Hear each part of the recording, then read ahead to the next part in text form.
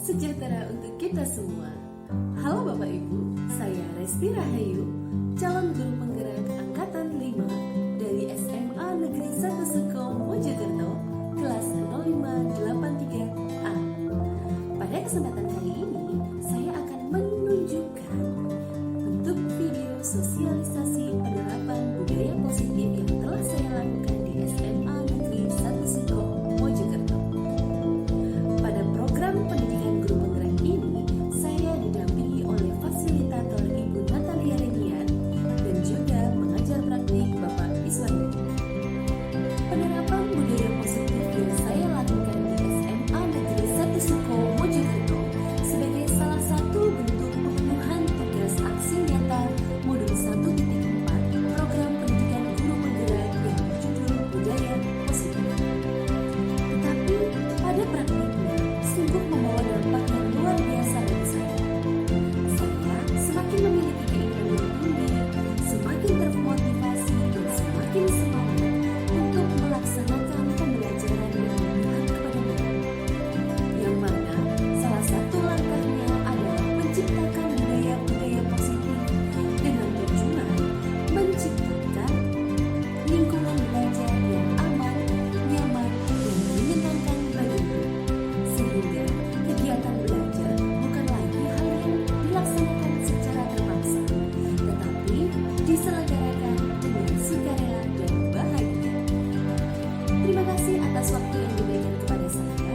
Mari bersama-sama kita simak video sosialisasi penerapan budaya positif di SMA Negeri 1 Suko yang telah saya laksanakan. Assalamualaikum warahmatullahi wabarakatuh. Waalaikumsalam warahmatullahi wabarakatuh. Salam sehat bagi kita semuanya. Alhamdulillah, kita semuanya bisa hadir dalam acara pagi ini penerapan budaya positif di SMA Negeri 1 Suko.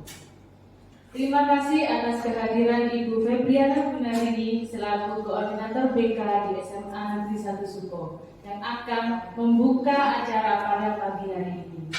Semoga acara kita akan berjalan dengan lancar semuanya. Amin. Dan kita selalu diberi kesehatan baik hari ini maupun seterusnya demi SMA kita tercinta. Terima kasih pada Bapak Ibu guru, rekan sejawat dan warga SMA Negeri 1 Suko yang telah bisa hadir pada acara pagi hari ini agar kita bisa selalu berbangga memajukan sekolah kita agar terus bisa sukses bersama dan berkreasi. Kepada Ibu Febriana Gunarini kami persilakan untuk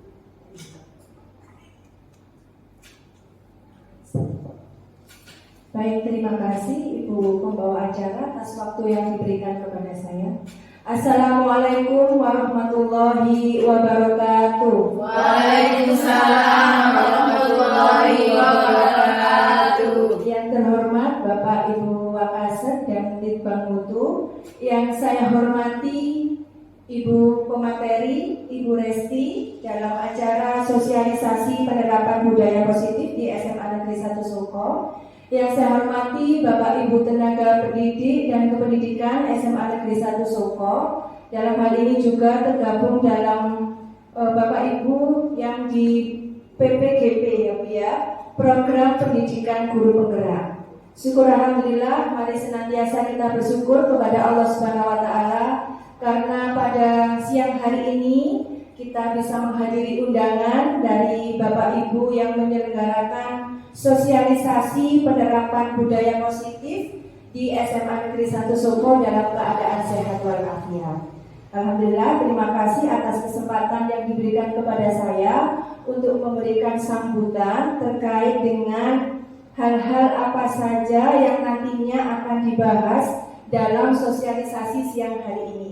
Nanti pemateri sudah siap akan memberikan ya beberapa apa saja yang sudah dilaksanakan atau budaya positif apa saja yang sudah dilaksanakan di SMA Negeri 1 Suko ini. Semoga dengan adanya sosialisasi ini ya hal-hal positif misalnya dari hal kecil ya Bu ya. Nanti di sini Bu Resti akan membahas tentang ada keyakinan kelas. Jadi semacam kesepakatan atau SOP apa yang harus dilakukan dalam suatu kelas tersebut untuk menciptakan suasana belajar yang menyenangkan, mungkin situasi pembelajaran yang kondusif seperti itu.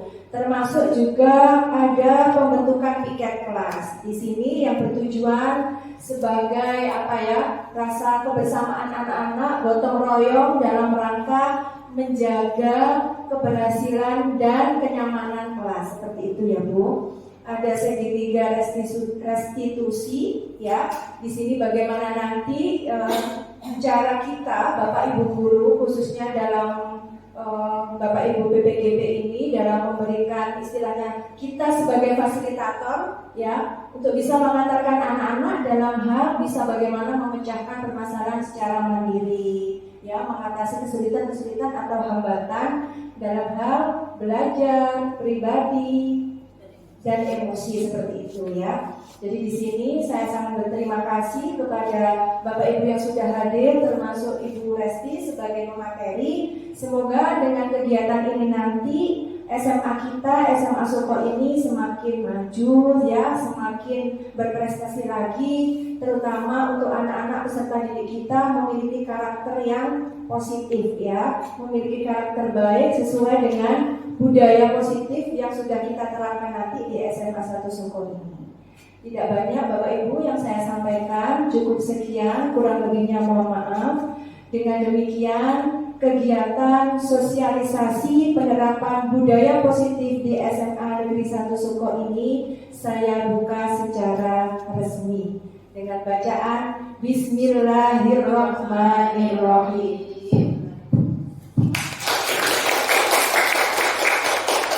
Terima kasih, akhirnya saya ucapkan sukses untuk semua, sukses untuk kegiatan program pendidikan guru penggerak ini, juga anak-anak kita di SMA Negeri 1 Soko. Kurang lebihnya mohon maaf, saya akhiri. Assalamualaikum warahmatullahi wabarakatuh. Waalaikumsalam warahmatullahi wabarakatuh. Terima kasih kepada Ibu Febriana Gunadi atas pembukaannya dan wejangan-wejangan yang telah diberikan kepada kita semua, agar kita semua nanti senantiasa bisa mengikuti acara ini dengan baik dan bisa kita terapkan di sekolah kita, agar sekolah kita akan muncul budaya positif yang seterusnya akan melekat pada diri mereka, diri murid-murid kita, yang merupakan generasi masa depan SMA Soko, juga Mojokerto, dan juga untuk keluarga mereka sendiri.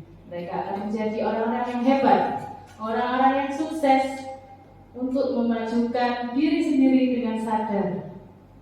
Nah, saya punya pantun untuk Bu Resti. Pagi-pagi bertemu dengan ayam. Cakep, gitu ya, gitu ya.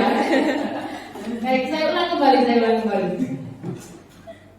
Jalan pagi bertemu dengan ayam. Cakep. Tengok sana, tengok sini, ketemu lagi dengan ayam. Cakep. Mari kita selalu mengenyam pendidikan untuk memajukan SMA 1 Soko tercinta. Oke, dengan semangat yang tumbuh, mari kita sambut materi kita, Bu Resti Rahayu. Silahkan. Baik, Assalamualaikum warahmatullahi wabarakatuh. Waalaikumsalam warahmatullahi wabarakatuh. Sekali lagi, Assalamualaikum warahmatullahi wabarakatuh. Waalaikumsalam warahmatullahi wabarakatuh. Baik, selamat pagi menjelang siang Bapak Ibu. Jadi di sini saya memohon izin sebentar untuk memaparkan hasil penerapan budaya positif di SMA Negeri 1 Soko Mojokerto yang sudah saya laksanakan. Sebenarnya di sini saya hanya ingin berbagi pengalaman Bapak Ibu. Saya yakin sebenarnya Bapak Ibu sekalian di sini sudah pernah melakukan. Hanya saja mungkin tidak sadar bahwa yang kita lakukan adalah bentuk budaya positif. Seperti halnya mungkin dengan kita menjaga kebersihan, kita dalam rangka untuk membersihkan kelas, membimbing mereka dalam mengerjakan tugas, sebenarnya ini sudah bentuk-bentuk budaya positif. Hanya saja mungkin nanti pengelompokannya akan masuk dalam bagian yang mana. Pada kesempatan kali ini memang penerapan budaya positif yang saya lakukan sebagai bentuk dari aksi nyata untuk modul 1.4 pendidikan guru penggerak yang sedang saya laksanakan beserta dengan 8 orang teman lainnya dari SMA Negeri 1 Suto. Untuk penerapannya sendiri kebetulan saya memakai kelas 11 MIPA 1 yang kebetulan juga di sana saya sebagai wali kelasnya. Jadi mungkin saya ingin memulainya dulu bersama dengan anak-anak yang memang saya walikan.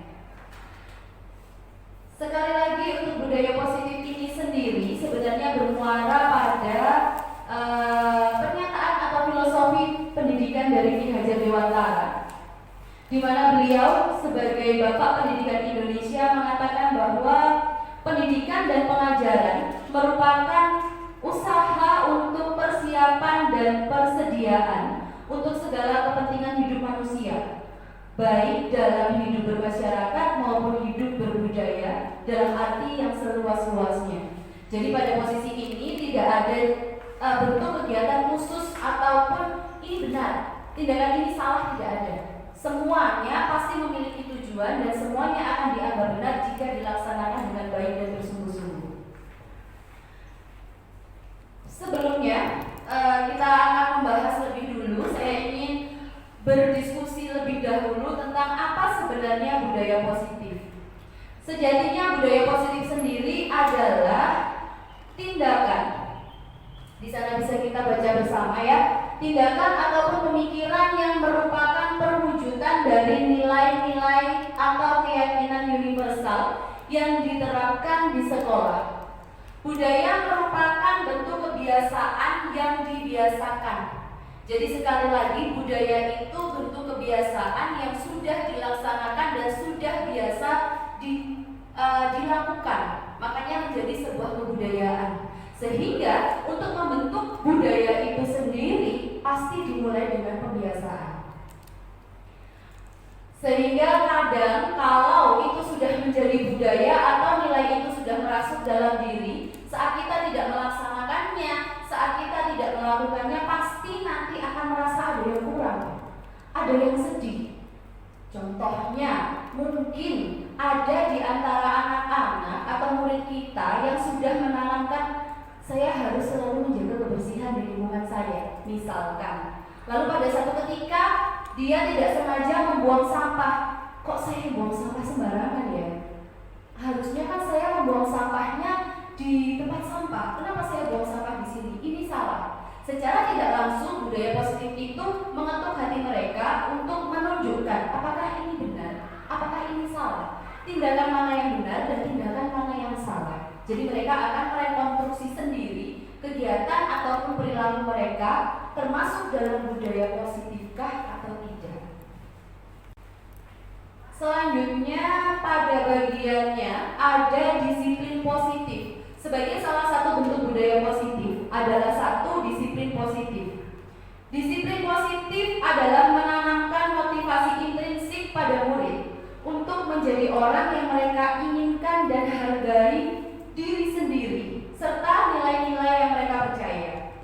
Ketika murid memiliki motivasi tersebut, berarti mereka telah memiliki motivasi diri yang berjangka panjang, yang tidak akan terpengaruh pada adanya hukuman ataupun penghargaan baik hadiah. Jadi pada lingkungan kita ataupun pada pembahasan kita setiap hari, kepada perilaku kita setiap hari, kadangkala kita mengartikan disiplin adalah sebuah kepatuhan yang harus pada diri anak. Padahal tidak. Disiplin sendiri artinya adalah belajar. Belajar untuk apa? Belajar untuk atau menanamkan diri pada anak. Belajar untuk mengetahui, untuk berbuat yang benar dan salah menurut dengan nilai keyakinan dia sendiri.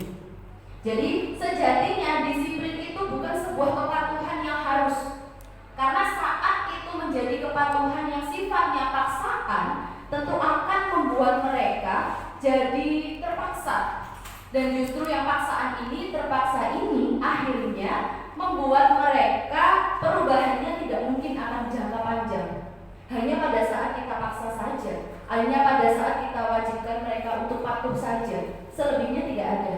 Karena keinginan itu tidak muncul dari diri sendiri, hanyalah sebuah paksaan dari kita mungkin, dari orang tua mereka mungkin, dari temannya mungkin, ataupun dari siapapun.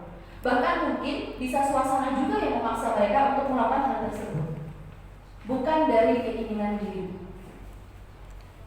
Selanjutnya tentu saja apa yang dilakukan manusia ini, apa yang dilakukan manusia pasti memiliki motivasi, pasti memiliki tujuan.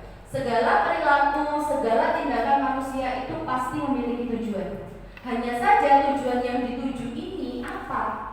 Mereka sudah tahu atau belum arahnya dari perbuatan mereka ini kemana? Ada dua jenis motivasi perilaku manusia. Yang pertama adalah motivasi intrinsik dan yang kedua adalah motivasi ekstrinsik. Kita akan bahas dulu tentang motivasi ekstrinsik. Kalau bicara tentang pengertian ekstrinsik, berarti itu berasal dari luar diri manusia.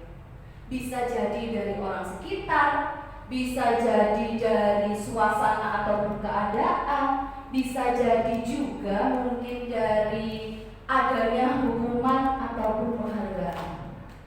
Seringkali misalkan untuk adanya hukuman, bukan berarti mereka melakukan sesuatu untuk mendapat hukuman, boten.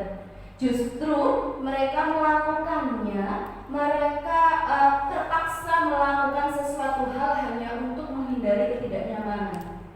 Mungkin di antara kita sekarang, kita kembalikan saja pada diri kita sendiri. Adakah di antara kita yang ingin dihukum? Pasti tidak ada. Adakah di antara kita yang ingin merasa tidak nyaman? Tentu tidak ada. Kalau bisa kita buat nyaman, kenapa harus merasakan ketidaknyamanan? Nah, begitu pula yang dirasakan anak-anak. Contohnya, mungkin seperti ini.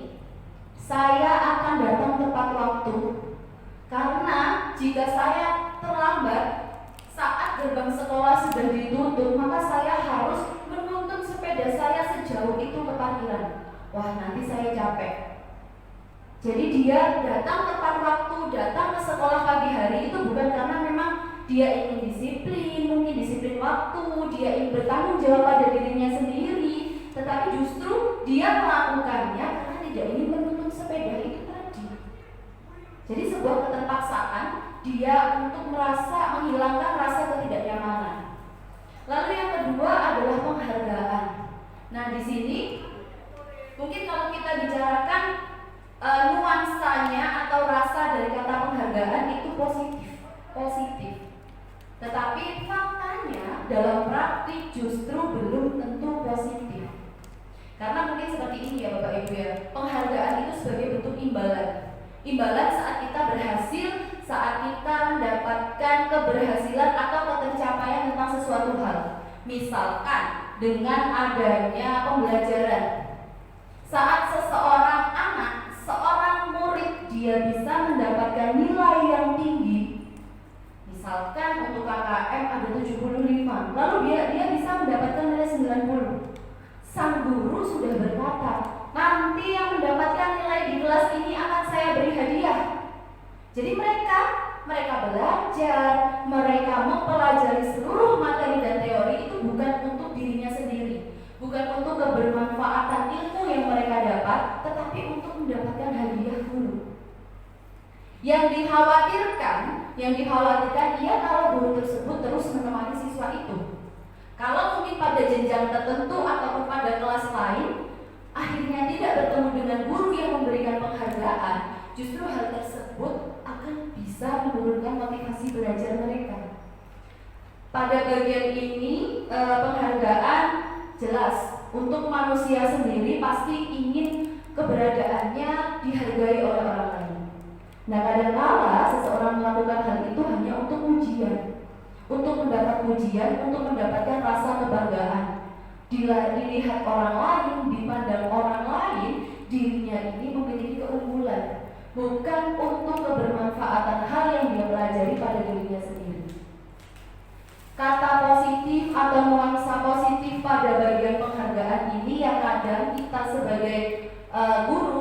sebagai pendidik harus kita kaji ulang. Benar-benar perlukah kita memberi penghargaan? Seberapakah kita harus memberi penghargaan? Atau bahkan tidak perlu kita memberi penghargaan? Semuanya tergantung pada kondisi sebenarnya. Selagi penghargaan yang diberikan itu masih pada batas-batas wajar, saya rasa tidak akan menurunkan motivasi. Tetapi kalau terus-menerus justru selain menurunkan motivasi saat anak itu tidak bertemu dengan gurunya, bisa juga menurunkan motivasi siswa lain atau murid lain yang tidak mendapatkan penghargaan. Karena saya berjuang seperti apapun percuma, nilainya tetap akan tinggi, dia yang akan dapat penghargaan, bukan saya. Jadi semangat belajarnya ya sudah di sini saja. Toh saya tidak akan pernah mendapatkan itu, hanya pasti dia yang mendapatkan. Nah, disitulah yang perlu kita kaji. Padahal keberagaman baik kemampuan itu menjadi salah satu tantangan guru kita sendiri saat berada di kelas melaksanakan pembelajaran. Lalu yang kedua ada motivasi intrinsik. Motivasi intrinsik jelas itu berarti motivasinya berasal dari diri kita sendiri. Motivasi yang mendasari atau melandasi kita untuk melakukan sesuatu hal karena memang kita ingin, karena memang sebagai bentuk perwujudan menghargai diri kita sendiri. Tanpa kita sadari dan tanpa kita mungkin ketahui bahwa hal itu sudah menjadi nilai yang kita yakini. Jadi saat kita tidak melakukannya seperti yang tadi saya sampaikan di budaya positif, bahwa saat itu sudah menjadi sebuah budaya tapi tidak kita laksanakan, pasti ada rasanya yang hilang. Oh, saya harusnya begini, kok saya tidak gini ya, ini salah. Kita akan introspeksi diri kita sendiri. Motivasi intrinsik sebagai bentuk motivasi perilaku yang berasal dari diri sendiri. Individu atau manusia secara sadar ingin melakukan sesuatu bukan karena ingin menghindari hukuman ataupun mengejar sebuah penghargaan, tetapi karena memang ingin menghargai diri dengan melakukan perilaku tersebut. Jadi jelas yang kita kejar di sini pada diri anak adalah motivasi intrinsik. Karena intrinsik ini nanti akan berdampak panjang. Karena tanpa paksaan Bapak Ibu. Jadi tidak ada kewajiban bagi dia untuk merasa terpaksa melakukannya. Misalkan tugas pada mata pelajaran yang tidak dia senangi pun, karena kita tahu bahwa setiap anak itu memiliki mungkin prioritas di masing-masing pelajaran, dan itu keberagaman yang tidak bisa kita salahkan. Bisa jadi saat di pelajaran yang mungkin merasa dia tidak senangi, dia terpaksa mengumpulkan tugas. Pada poin ini tidak, karena dia merasa butuh. Saya harus mengumpulkan karena ini memang butuh kebutuhan saya harus bertanggung jawab pada apa yang dibebankan pada saya. Jadi disitulah posisinya yang kita kejar sebagai motivasi intrinsik. Sulit memang membangun dan membangkitkan motivasi intrinsik itu jelas, karena kita harus bisa mendekati mereka, harus bisa membangunkan rasa ataupun keinginan dalam hati dan jiwa mereka. Ya, pada selanjutnya adalah bagian keyakinan kelas. Di sini penyusunan keyakinan kelas. Keyakinan kelas merupakan bentuk nilai-nilai kebajikan yang diyakini oleh warga kelas untuk disepakati dan dilaksanakan dengan bersungguh-sungguh di kelas tersebut. Adanya keyakinan individu yang disampaikan oleh murid menunjukkan bahwa sejatinya mereka memiliki keinginan untuk berubah menjadi pribadi yang lebih baik. Jadi keyakinan kelas ini sendiri sebenarnya merupakan rangkuman ataupun kesepakatan bersama atas keyakinan pribadi yang mereka yakini dalam diri mereka sendiri.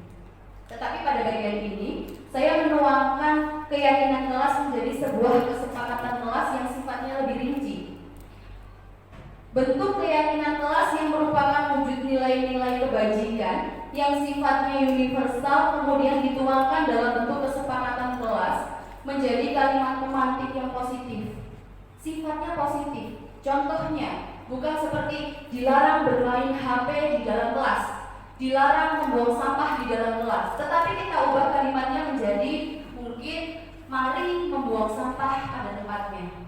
Seperti ajakan, seperti ingatan. Jadi mereka tidak merasa dipaksa, mereka tidak merasa diperintah saat membaca tulisan itu. Dan justru dengan hal tersebut mereka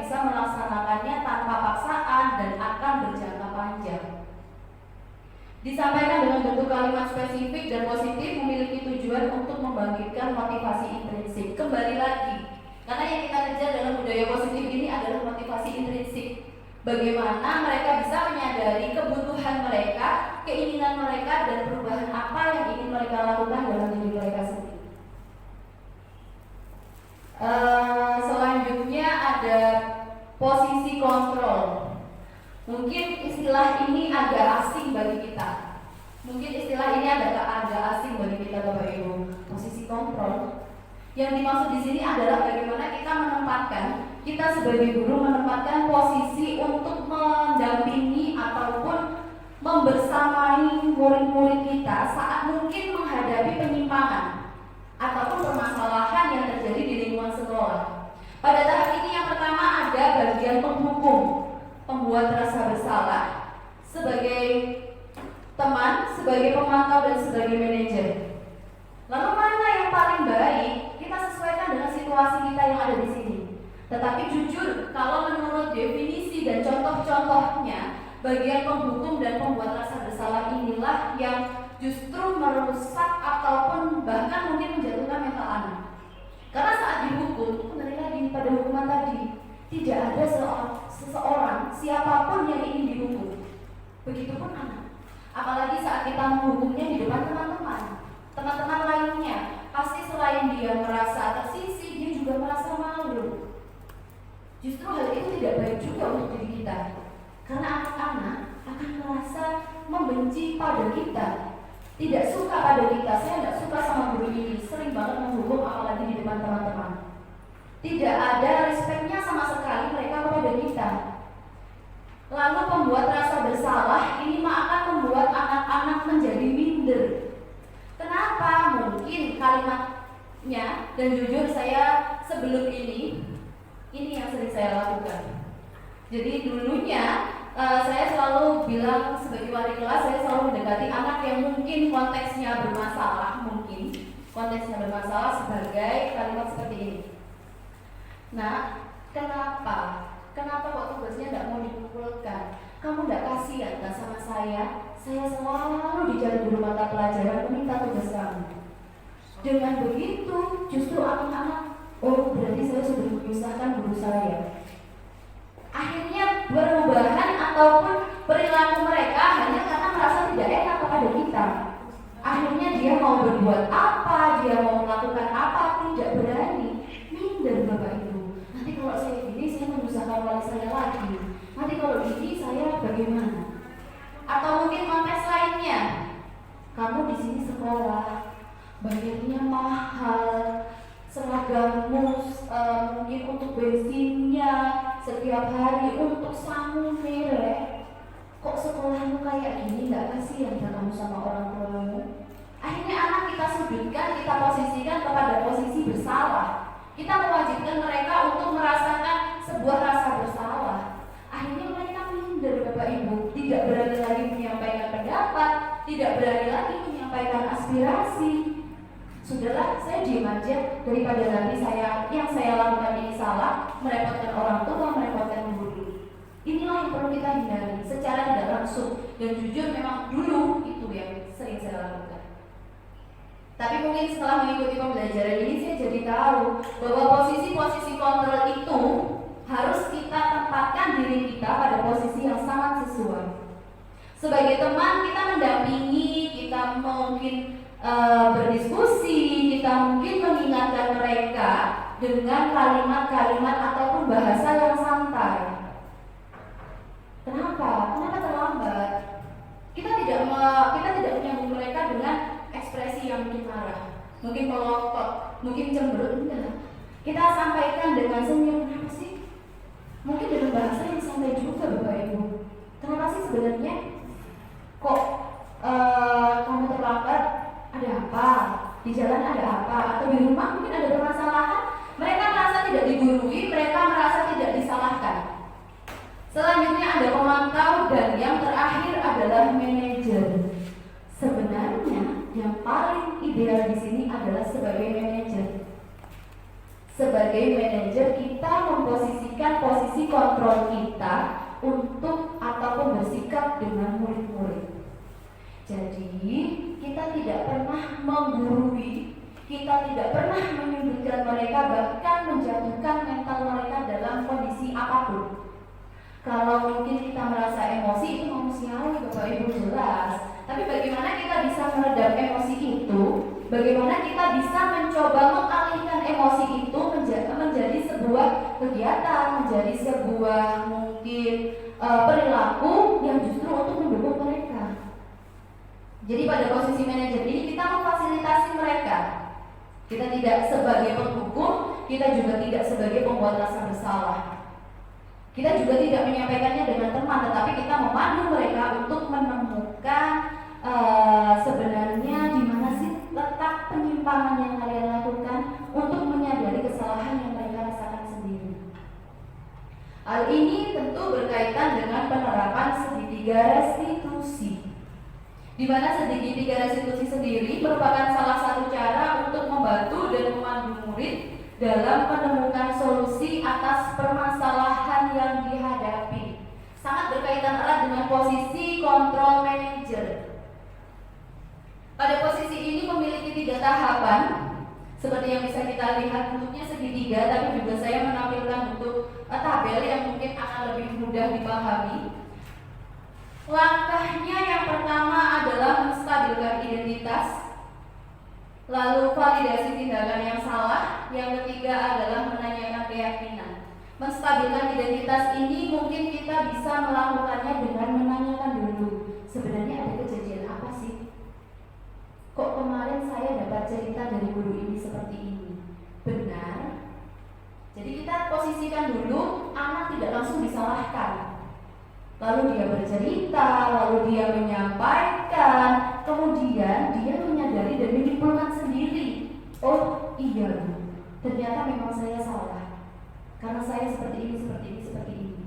Lalu kemudian pada validasi tindakan yang salah, kita berusaha untuk mengetahui yang kamu lakukan ini sejatinya bukan tanpa alasan. Alasan ini benar dan itu sangat manusiawi. Tetapi bukankah kita hidup di dunia ini, bahkan di lingkungan kelas ini tidak sendiri? Baik, selanjutnya adalah rancangan tindakan untuk aksi nyata berkaitan dengan penerapan budaya positif yang saya lakukan. Di sini ada satu tampilan rancangan, tapi di dalamnya saya menjabarkan 3 hal. Yang pertama adalah latar belakang. Budaya positif merupakan bentuk kebiasaan baik yang harus ditanamkan sejak dini. Sebagai bentuk budaya, maka harus diawali dengan membiasakan kebiasaan baik. Hal tersebut berkaitan dengan pendidikan karakter sebagai salah satu tujuan pendidikan. Disiplin positif sendiri menunjukkan diri murid bahwa mereka mampu melakukan sesuatu hal yang positif tanpa paksaan dengan keyakinan diri mereka masing-masing. Kesadaran diri tersebutlah yang penting sekali untuk dibangkitkan dari dalam diri mereka. Penyusunan kesepakatan kelas merujuk pada akomodasi seluruh aspirasi siswa dalam kelas tersebut. Jadi bukan hanya pendapat dari beberapa siswa saja, tetapi seluruh siswa menuliskan keyakinan mereka dan memantapkan hati mereka, lalu kemudian kita simpulkan dalam sebuah bentuk kesepakatan kelas. Lalu pada selanjutnya adalah suasana kelas yang bersih dengan kita menciptakan piket kelas akan mendukung proses pembelajaran. Karena di mana bersih membuat kita nyaman, di mana kenyamanan membuat kita senang, sehingga pembelajaran akan terasa menyenangkan. Bagian selanjutnya ada, mungkin tidak terlihat ya Bapak Ibu ya, ada tujuan. Tujuan di sini yang pertama adalah memberikan pengalaman pada murid dalam bermusyawarah, menyepakati keyakinan atau kesepakatan kelas. Seperti tadi yang saya sampaikan bahwa hal itu merupakan rangkuman, bukan hanya pendapat 1-2 orang saja. Lalu murid memiliki tanggung jawab pada kebersihan lingkungan kelas. Karena bagaimanapun kelas ini sebagai rumah mereka selama mereka berada di lingkungan sekolah. Yang ketiga, guru berkolaborasi dengan murid untuk bersama mencari sebuah solusi ataupun penyelesaian atas permasalahan yang dihadapi. Tolak ukur yang menjadi keterlaksanaan kegiatan yang saya lakukan adalah yang pertama, terwujudnya kesepakatan kelas yang mampu mengakomodasi seluruh gagasan anggota kelas. Selanjutnya ada piket kelas terlaksana dengan baik, tidak ada sampah tercecer di lingkungan kelas tersebut. Lalu ada guru dan murid menentukan solusi atas pelanggaran atau permasalahan yang dihadapi. Untuk lini masa tindakan yang dilakukan adalah mensosialisasikan rencana dan praktik aksi nyata pada rekan guru, lalu menjelaskan definisi keyakinan atau kesepakatan kepada murid terlebih dahulu sebelum kita mulai mengajak mereka meyakini sebuah nilai yang akhirnya bermuara pada pembentukan kesepakatan kelas, menjelaskan pentingnya kebersihan lingkungan kelas, membuat dan menyepakati jadwal piket kelas bersama dengan murid, mengajak bertemu murid untuk bicara bersama, jadi bukan berbicara di depan umum, tetapi mengajaknya untuk mungkin bisa konseling berdua saja atau mungkin bertiga dengan teman yang mungkin menghadapi permasalahan yang sama. Mekomunikasikan permasalahan yang dihadapi murid guna menemukan solusi bersama. Dalam pelaksanaan aksi nyata atau rancangan ini tentu saya tidak bisa berjalan sendiri. Dukungan yang diperlukan adalah dari kepala sekolah selaku pemimpin sekolah, dukungan dari rekan sejawat, juga termasuk guru BK, dukungan dari tenaga kependidikan pun juga ada, apalagi dalam penerapan menjaga kebersihan lingkungan kelas, lalu dukungan dari orang tua atau murid untuk melanjutkan kebiasaan budaya positif tersebut di rumah. Kalau kita hanya mewajibkannya di sekolah, itu hanya akan berakhir di sekolah saja. Tetapi berbeda dengan kita saat melaksanakannya di lingkungan rumah juga, semakin membiasakan dan semakin berbudayalah mereka. Berikut ini ada 3 penerapan budaya positif di SMAN 1 Mojokerto Mojokerto yang sudah saya laksanakan. Yang pertama adalah penyusunan kesepakatan kelas, yang kedua adalah penyusunan jadwal piket, lalu penerapan segitiga restitusi. Saya akan mencoba menampilkan videonya sebagai bukti keterlaksanaan kegiatan. Baik, ini video pertama tentang pelaksanaan atau penyusunan kesepakatan kelas.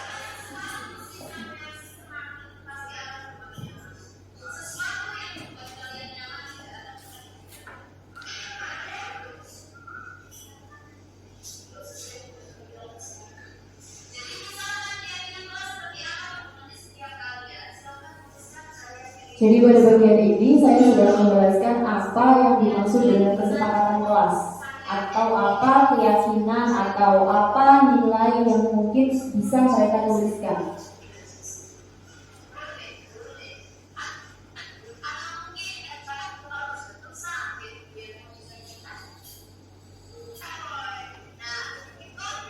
Mereka mulai mengambil kertas atau stiker yang saya siapkan untuk mereka menuliskan keyakinan kelas mereka atau keyakinan nilai dalam diri mereka yang ingin mereka tulis dan ingin mereka wujudkan.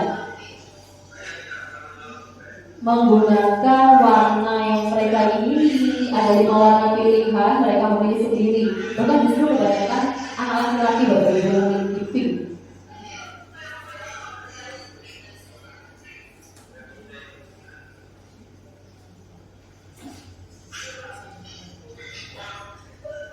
Di sini mereka menuliskan ada yang menyertakan nama, ada juga yang tidak, dan itu tidak menjadi masalah sebetulnya. Karena kita yang akan kita rangkum nanti adalah keseluruhan atau bagaimana pendapat mereka.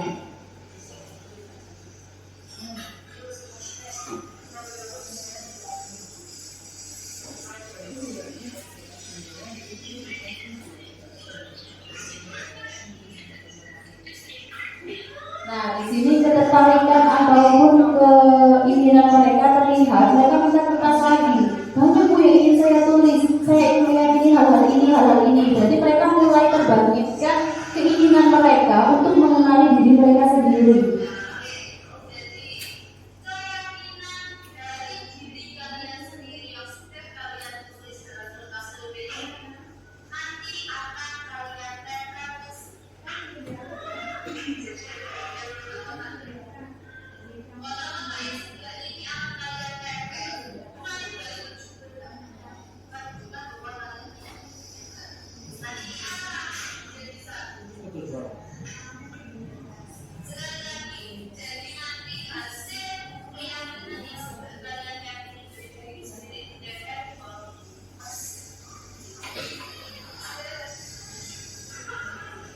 Di sini mereka mulai maju untuk menempelkan hasil tulisan mereka masing-masing. Ada yang ditata, ada yang menempelkan dengan. Lalu kemudian kita masuk pada video kedua tentang pembentukan piket. Kalau sebelumnya untuk piket ini sendiri anak-anak dipaksa harus piket hari ini, tetapi tidak. Pada kesempatan kali ini saya membebaskan mereka untuk memilih hari sesuai dengan kesibukan ataupun mungkin dengan diri mereka masing-masing.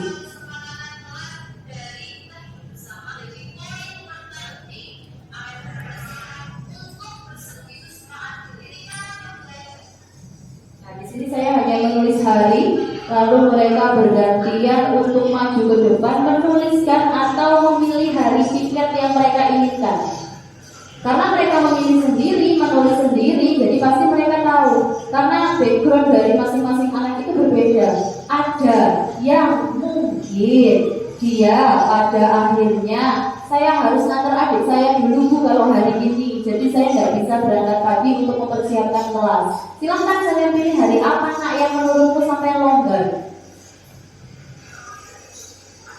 Menuliskan hari sendiri.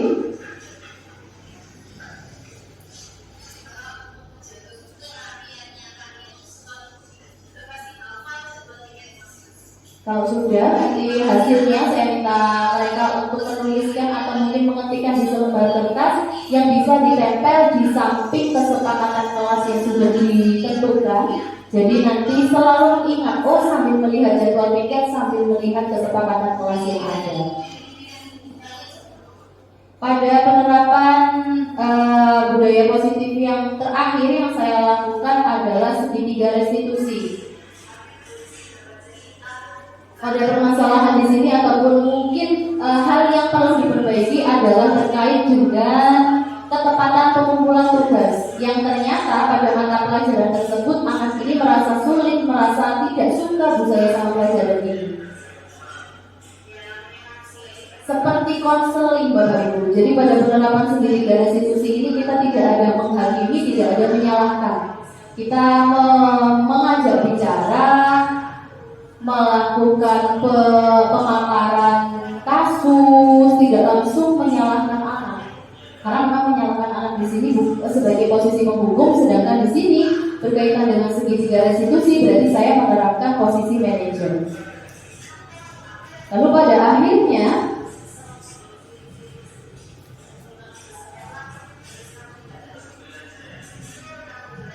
di sini dia menyadari bahwa nilai apa yang memang mungkin kurang ataupun dari dirimu. Tadi sudah disepakati Bu bahwa ada mengumpulkan tugas tepat waktu.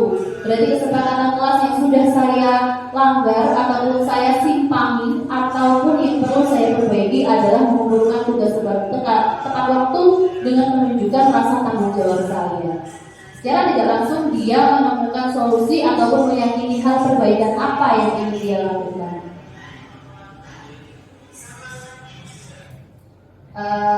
Itu tadi Bapak Ibu.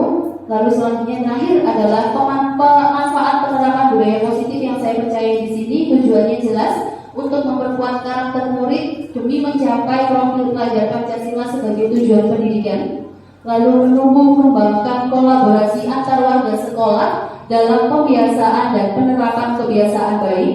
Lalu kemudian yang ketiga adalah menciptakan suasana belajar yang aman, nyaman dan menyenangkan bagi murid, sehingga belajar bukan lagi menjadi sebuah paksaan namun menjadi bentuk kegiatan yang diikuti secara sukarela dan bahagia. Ini bentuknya yang sudah jadi, ada kesepakatan kelas berjejer dengan jadwal piket yang sudah dibuat anak-anak untuk selalu mengingatkan ataupun selalu dilihat bahwa ini sudah saya sepakati dan ini saya lakukan dengan sukarela tanpa paksaan sebagai bentuk tanggung jawab dan rasa saya menghargai diri sendiri. Mungkin itu saja yang bisa saya sampaikan.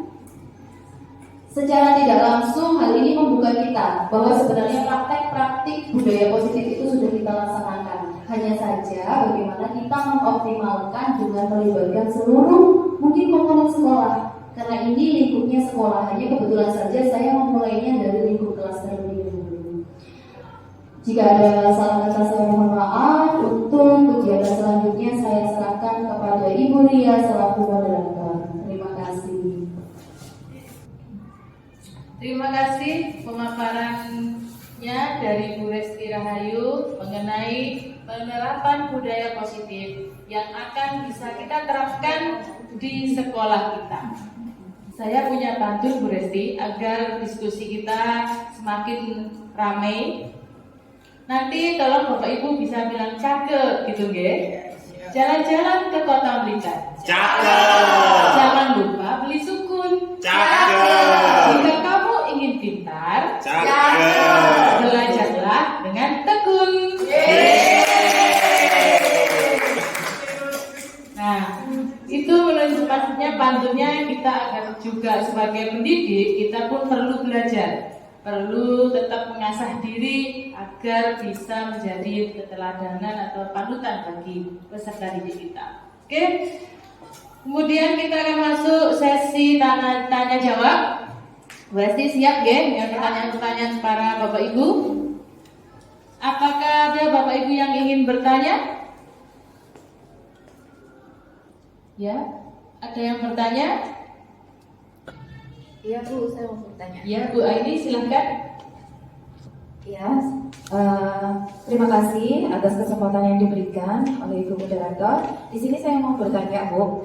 Di sekolah kita ini kan ada gerakan yang dinamakan GDS, Gerakan Disiplin Siswa, di mana kadang-kadang penerapan dari GDS ini kadang itu masih bersifat memaksa.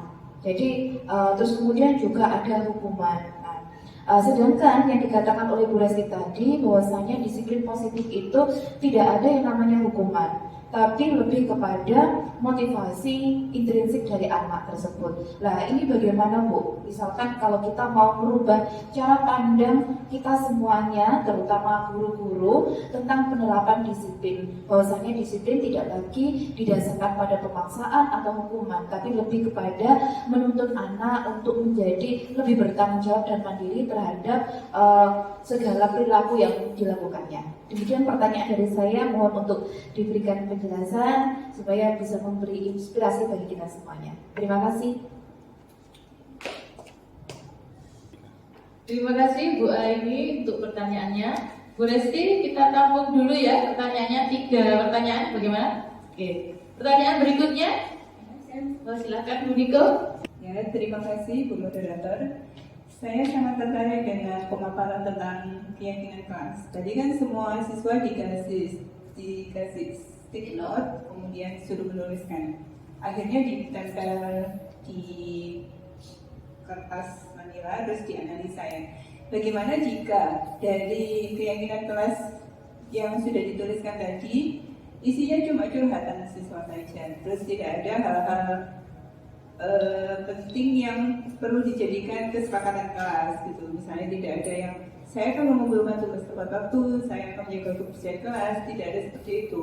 Apakah boleh guru mengarahkan agar sebaiknya keyakinan kelas itu seperti ini loh, ada unsur ini. Nah, seperti itu boleh nggak ya Bu? Terima kasih. Terima kasih Bu Niko pertanyaannya. Ada lagi Bapak Ibu yang ingin bertanya? Ya, silakan Ibu. Terima kasih Bu. Begini, di dalam penerapan yang disebutkan itu tadi, untuk membuat keyakinan kelas dengan siswa itu kan terus terang banyak siswa yang ada yang bagus, ada yang tidak bagus penerimaannya. Jika seandainya dalam penerapannya atau dalam prakteknya itu ada siswa yang melanggar, maaf ya Bu, tindakan seperti apa yang bisa kita berikan untuk mereka yang melanggar. Terima kasih. Oke, terima kasih pertanyaan dari Bapak Ibu semuanya. Pertanyaannya hebat-hebat semuanya. Nanti kita akan dijawab dengan baik oleh Bu Resti. Pertanyaan yang pertama yaitu Bu Resti mengenai peran DBS di sekolah dan kaitannya dengan disiplin positif yang Anda jelaskan tadi. Terus kemudian pertanyaan yang kedua, bagaimana saat pembuatan keyakinan kelas, anak-anak itu saat membuatnya itu isi sticky note-nya itu bukan akun berasa atau sebenarnya bukan keyakinan kelas, tapi malah curhat tentang pacar mungkin ya Bu ya, begitu. Dan kemudian pertanyaan yang terakhir yaitu dari Bu Aan yang mengatakan bahwa bagaimana jika kesepakatan itu telah terjadi, telah disepakati bersama dan ada anak yang melanggar, apakah yang harus kita lakukan untuk mengatasinya? Saya persilahkan Bu Resti.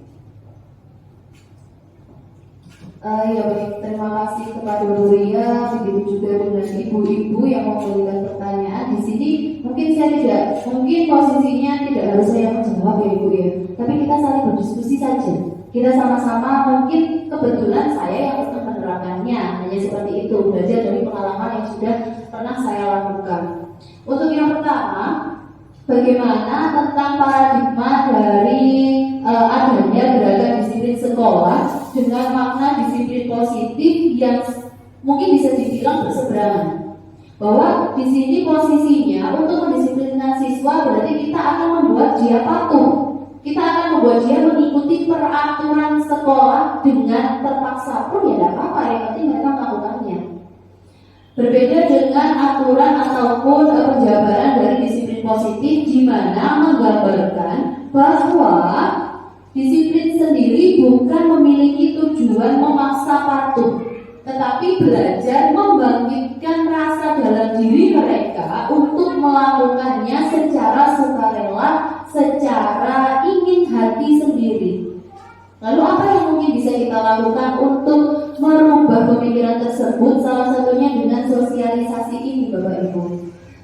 Di sini saya tidak berusaha menyampaikan teori yang paling benar, boten, tidak, karena memang hanya saja saya dengan beberapa teman yang lainnya yang bersembilan kita dari SMA 1 Suko ini, kita sama-sama sudah mendapatkan pendidikan, kita sudah sama-sama mendapatkan pengetahuan tentang hal tersebut. Makanya karena kami ingin membawa perubahan yang positif untuk sekolah kami, untuk sekolah kita semuanya, kami ingin mungkin sekedar menularkan paradigma, menularkan pengetahuan, menularkan pendapat-pendapat baru ataupun gagasan baru yang mungkin kurang selaras dengan apa yang selama ini sudah kita pahami. Jadi salah satunya dengan sosialisasi, yang lainnya juga mungkin kita bisa mulai melakukannya. Kita mulai dari diri kita saja. Oh, kita seperti ini dalam mungkin menghadapi anak yang menyimpang. Kita tidak menyalahkan, kita tidak langsung memaksa mereka, tetapi kita mengingatkan dulu, kita membangkitkan dulu rasa perasaan mereka untuk mengetahui benar atau salah, keliru atau tidak, menyimpang atau tidak. Disitulah yang kita coba bangkitkan. Jadi mungkin kita dengan satu sosialisasi, dan yang kedua kita bisa mulai melaksanakannya dari diri kita sendiri secara tidak langsung akan tampak, dan mungkin bisa diadaptasi oleh pihak-pihak ataupun bapak ibu guru nantinya. Itu tujuannya. Karena sekali lagi, mau dipaksa baik murid baik kita pun tidak akan ada yang mau dipaksa. Perubahan pasti berjalan secara perlahan. Kalau langsung berubah, misal dari A langsung langsung ke Z, tidak mungkin Bapak Ibu, pasti ada tahapannya B, C, D, E dan seterusnya. Lalu untuk pertanyaan yang kedua tentang penyusunan ataupun penulisan keyakinan kelas dari Pudiko tadi, bagaimana jika isinya tidak menggambarkan nilai-nilai, tidak menggambarkan keyakinan-keyakinan yang mungkin kita sudah sasarkan. Nah, keberagaman adalah jawabannya Bapak Ibu, jelas. Tetapi di awal tadi sebelum kita mengajak mereka menyusun keyakinan kelas ataupun menuliskan keyakinan diri mereka, saya sudah memberikan gambaran. Jadi yang dimaksudkan dengan nilai itu seperti ini loh. Contohnya seperti ini loh. Lalu keyakinan yang dimaksudkan ini yang gimana sih Bu? Nah, contohnya seperti ini. Itu yang pertama. Jadi secara tidak langsung mereka sudah terstimulus untuk menuliskan kalimat-kalimat keyakinan dirinya seperti apa. Lalu yang kedua, kalau mungkin ada yang menuliskan bentuk curhatan, gimana Bu? Seperti ini. Salah satu contohnya ada yang menuliskan memang dengan kalimat yang biasa, mungkin kurang untuk menuju ke kalimat penulisan keyakinan. Itu seperti ini Bu. Saya ingin atau saya merasa pertemanan di kelas ini tidak sehat karena tumbuh circle.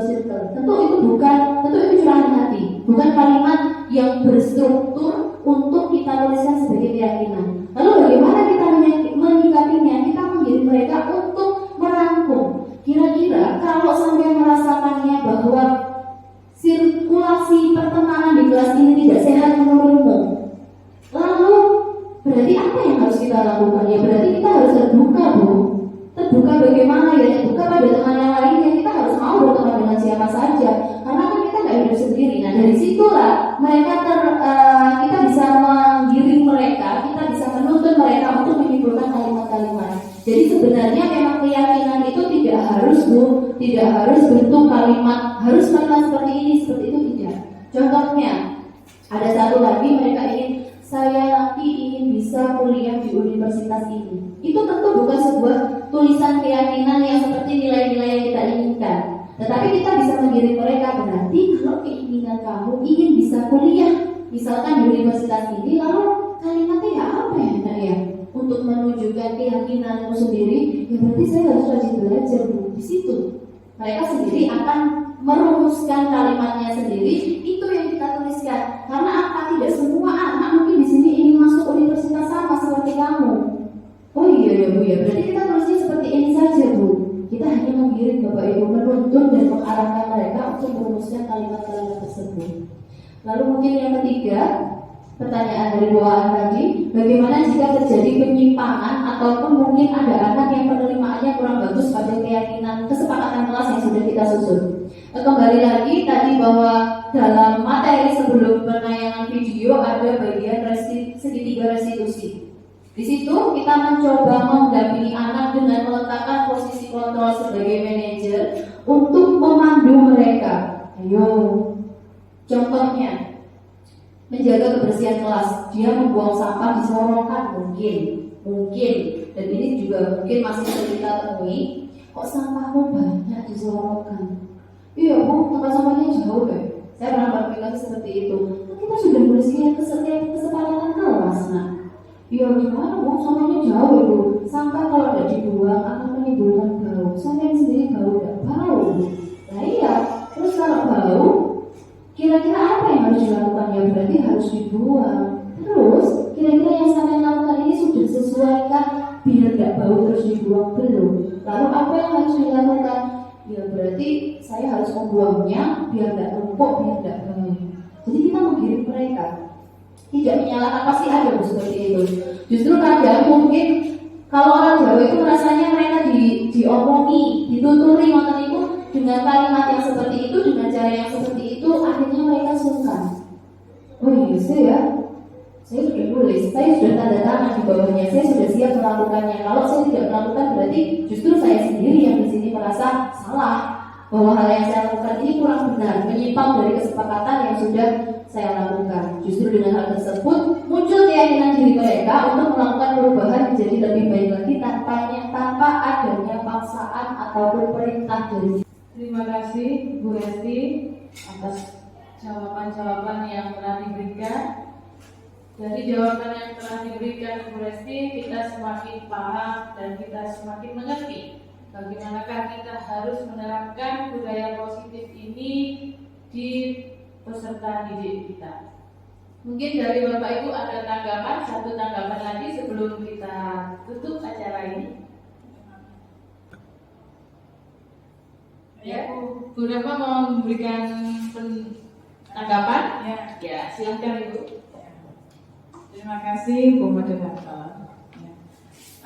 Terbesit apa yang bisa saya simpulkan ya, sedikit tanggapan saja dari apa yang sudah ditanyakan beberapa penanya dan juga yang sudah direspon dari narasumber. Di sini muaranya satu Bapak Ibu. Ya. Ketika budaya positif itu sudah mendarah daging dan menjadi bagian dari ciri khas atau karakter dasar kita, mau digoyang dengan berbagai masalah pun, penguatannya selalu ada Bapak Ibu. Melalui apa penguatan itu? Komitmen bersama. Jadi satu dengan yang lainnya, bagian dari warga yang membuat komitmen itu saling melakukan kontrol sosial. Ya. Di sini kita juga sekali lagi perlu berkolaborasi dengan banyak pihak yang terkait dalam circle kita. Anak-anak kita sudah cukup dewasa Bapak Ibu, karena kita sudah berada di zona SMA ya. Artinya mereka sudah punya prioritas sendiri. Aku kudu yo opo, aku kudu lapo. Ya. Terus mereka nggak akan mau ya berada pada circle sosial yang negatif. Ya. Mereka butuh support system bahwa prioritas hidup mereka harus diraih. Salah satu cara meraihnya the best asli Anda, menunjukkan versi terbaik dari mereka. Nah, untuk mewujudkan itu, sekali lagi penguatan komitmen menjadi suatu keniscayaan bahwa mereka butuh kondusif, mereka butuh dimengertiin, mereka butuh butuh didengar kadang-kadang. Maka kolaborasi antara siswa, wali kelas dan para pejabat yang terkait menjadi suatu sinergi yang luar biasa, sangat kita butuhkan. Mungkin itu Bu Moderator ya, tanggapan dari saya. Ngapunten barangkali kurang berkenan. Terima kasih Ibu, tanggapannya luar biasa sekali. Tanggapan dari Bu Rahma tadi sudah sedikit menyimpulkan untuk apa acara kita hari ini, bahwa untuk penerapan budaya positif di sekolah kita perlu dukungan dari semua pihak yang ada di sekolah, dari pejabat, rekan guru, wali murid, dan juga siswa itu sendiri. Maka dari itu, kita sebagai warga SMA Negeri 1 Suko untuk penerapan budaya positif di SMA Negeri 1 Suko Mojokerto semoga nanti akan menjadi wadah dan pelaksanaannya itu bisa kontinu dan melekat pada peserta didik kita. Oke. Pada ujung acara, waktunya sudah mau habis, saya akan membacakan pantun terakhir di penutup acara ini pada Bu Resti. Pantunnya begini, nanti Bapak Ibu bilang cakep kayak tadi lagi ya. Jual kopi di ujung jalan. Cakep. Jalan-jalan di Simpang 5. Cakep. Bu Resti materinya sangat berkesan. Cakep. Jumpa lagi di sosialisasi materi selanjutnya. Terima kasih. Wassalamualaikum warahmatullahi wabarakatuh.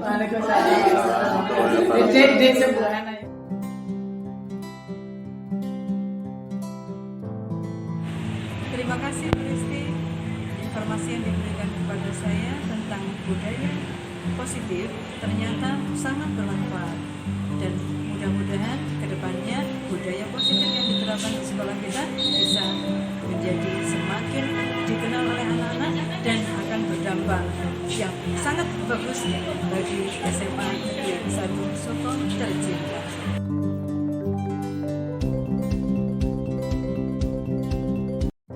Assalamualaikum warahmatullahi wabarakatuh.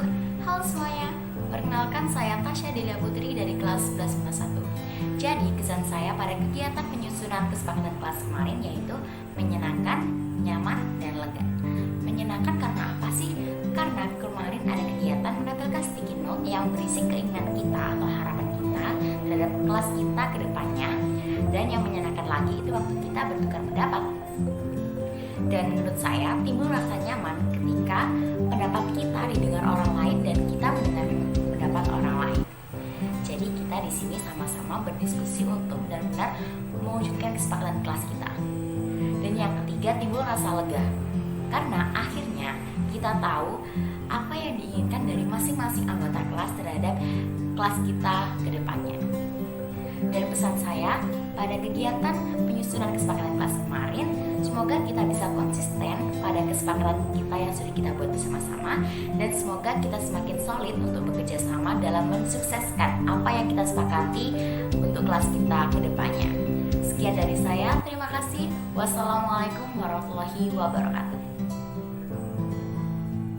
Demikianlah video sosialisasi penerapan budaya positif di SMA Negeri 1 Suko Mojokerto yang telah saya laksanakan. Juga dilengkapi dengan testimoni dari rekan guru serta murid. Semoga kegiatan apa yang sudah saya laksanakan di dalam video tersebut dapat menjadi pelajaran untuk saya khususnya dan juga untuk Bapak Ibu yang lain. Semoga budaya positif yang kita rencanakan tidak hanya sebatas rencana dan bisa kita laksanakan secara sungguh-sungguh untuk menciptakan lingkungan belajar yang aman, nyaman, dan menyenangkan bagi murid. Terima kasih atas waktunya, semoga bermanfaat.